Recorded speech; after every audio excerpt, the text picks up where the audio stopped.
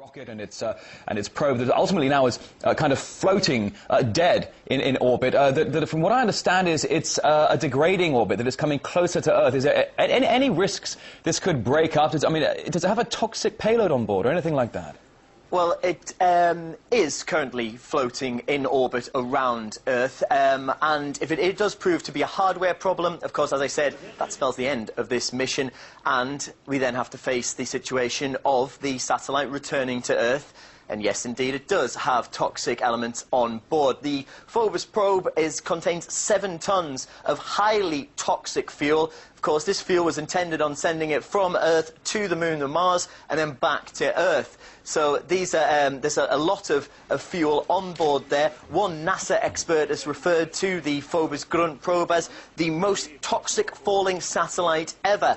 So this is a problem that Roscosmos, the Russian space agency, are facing, that they may have to come up with some kind of contingency plan to deal with a potentially toxic problem caused by the fuel that's on board this probe. However, they do have, and they are saying they have around 10 days to come up with some form of contingency plan should the worst come to the worst and the probe not be salvageable. They have around 10 days in order to come up with a system to make sure that it poses no threat to us here on Earth. All right, Peter, so 10 days and that clock is ticking. RT's correspondent.